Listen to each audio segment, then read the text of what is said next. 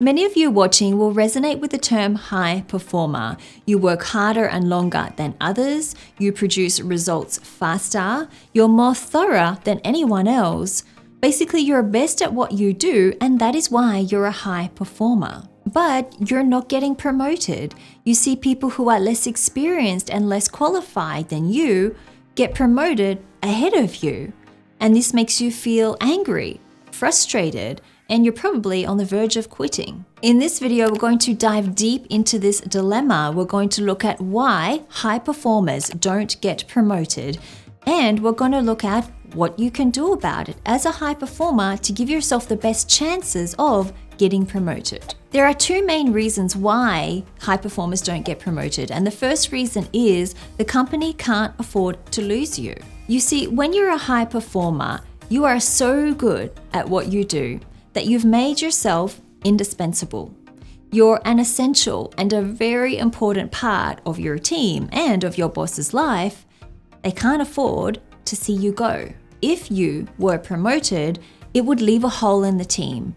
Your boss would have to find somebody else to replace you. They would have to spend time searching for a replacement and training them up, and they would have to spend money in the recruitment process as well. It is so much easier for your boss to not have to worry about any of that and to keep you in your current job and not promote you at all. By becoming so good at your job, you've essentially made it harder for people to promote you, and you've made it harder for yourself to advance in your career. This isn't something we think about too often in formal education. We are taught to always strive to be the best, to outperform our competition, and to please our superiors. That is how we are assessed and how we succeed at university, and that's how we think we need to be in the office as well. Does this mean that you can't be a good worker? No, not at all. It just means that you have to combine being a good worker with other techniques that I'm going to share with you in this video.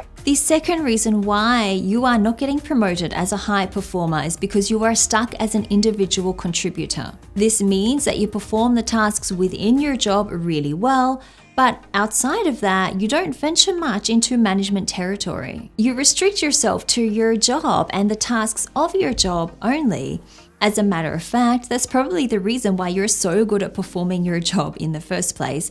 But conversely, it is also the reason why you are not getting promoted. You see, when your boss is making a promotion decision, they will look for more than just whether you are good at your job. They will be looking for whether you have the skills to succeed outside of your job, the skills to succeed as more than just an individual contributor. And in particular, they want to see you display, or they want to see whether you have the potential to display management and leadership capabilities. The ability to demonstrate or show that you're capable of being a manager or leader is what will move you out of being an individual contributor and into the realm of management. This is what your boss wants to see. Not only that you are a high performer, but also that you are a high potential.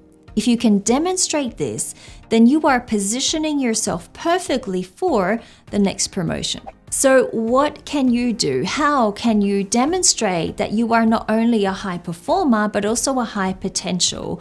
Well, that's where this video gets practical, because I'm going to share with you 5 techniques that if you implement, it will help you demonstrate to your boss that you are a high potential and ready for the next promotion. Number 1, be strategic.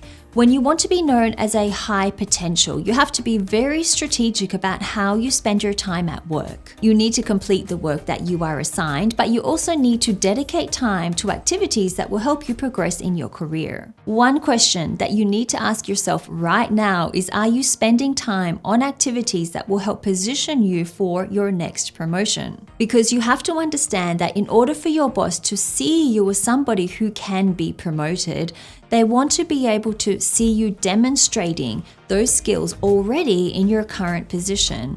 If they don't see you demonstrating those skills, but they see somebody else demonstrating those skills, then it is very likely they will promote the other person instead. the other person will be a safer choice for them to promote. So think about, what duties will this future position entail? What responsibilities will you be expected to take on? And most importantly, what skills, competencies, and behavior is required to succeed in that new position? In most cases, promotions will require you to display potential for management, and the skills, behavior, and competencies that are important for managers to display are training and mentoring people. So there you need to show that you are supportive, that you're encouraging, that you're motivating as well. Managing projects. So you need to show that you have organization skills, that you can collaborate and encourage collaboration with other people.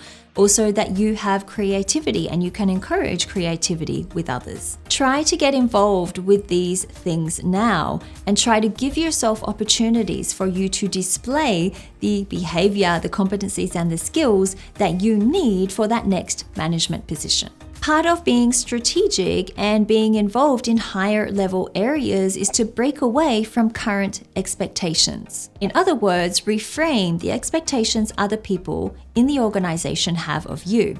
This could be your co-workers, your boss, or other people in the organization. You see, through your previous work record and interactions with others in the office, you've built up expectations in the mind of those people. They have an idea of who you are, what you're capable of, and what you have potential for. And in many cases, when people can't get promoted, it's because those expectations are solidified in people's minds and they haven't been challenged or influenced in any way. It's your job to challenge and influence those expectations so people can see you as high potential and worthy of a promotion. Reframing expectations could be saying no to duties that are not going to help you get promoted, or saying yes to those duties but negotiating the terms. For example, asking for additional pay, asking the other person to reciprocate the favor, asking for a change in job title, or asking for an expansion of your role and pay scale. Reframing expectations could also be requesting to be involved in higher level projects or requesting to work with senior leaders so you can learn from them. Part of reframing expectations requires you to change the people that you associate with. When you change the people you associate with, you can break free from previous expectations and reposition yourself as somebody with high potential. And it also opens you up opportunities to find a sponsor. A sponsor is somebody who can advise and guide you in the right direction and also develop you as a manager or a leader. They can give you access to high-level projects so you can showcase your potential. They can introduce you to high-level decision makers so you can develop know, like, and trust with them. They can also teach you critical management and leadership skills because they know what you're missing. Sylvia Ann Hewlett, the author of Forget a Mentor, Find a Sponsor, says that while a mentor might envisage your next career opportunity, a sponsor will advocate for your promotion and leave the door open. She also says that would-be sponsors in larger organizations are usually 2 levels above you with line of sight to your role, while in smaller firms they're usually the founder or the president or somebody within his or her inner circle. So start thinking about who could be your sponsor, not only somebody who could advocate for your next promotion, but also somebody whom you can help advance their career or their vision. And when it comes to promoting yourself in the office and being seen as high potential, you need to assert a strong point of view. This means you need to be in touch with your opinions and know how to express them confidently. And it also means you need to be okay with having a different opinion. Some high performers like to work under the radar, meaning they like to keep their head down at work and just focus on doing a really good job. They don't like to disagree with people and they don't like to share differing opinions. They prefer to blend in rather than stand out. Whereas those with high potential know that by having a different opinion and communicating that different opinion, they can separate themselves from the competition and look like a leader with conviction. They know how to articulate their opinion clearly, they know how to incite curiosity so other people will want to know more, and they can influence and persuade people with their strong argument. When senior managers see aspiring leaders communicating, influencing, and persuading others, it will definitely put them in the first row for any promotion decisions. But a warning here, your opinion needs to be in support of the team's or the group's vision.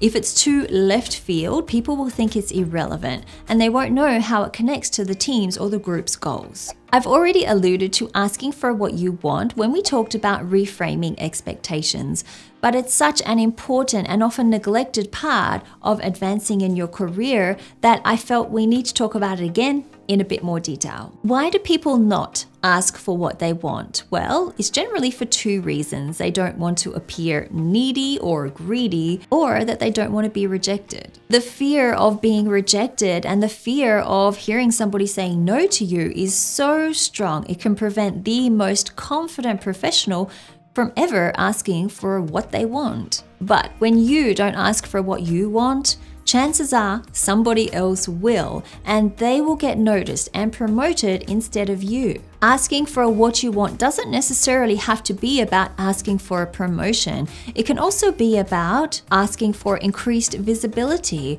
asking for a pay rise, asking for more resources, asking for better benefits, asking for a different workload, or asking to be introduced to senior leaders or executives. In most workplaces, unless you say something, your boss will assume that you are happy with your current job and you're happy with your current status. They'll expect that if you aren't happy with it, you'll say something about it, but most people don't. And the inability to ask for what you want could be preventing you from getting promoted. If you're watching this video thinking a pay rise is something you would like to ask for, then this video up here will help you out, where I share strategies on how you can ask for a pay rise.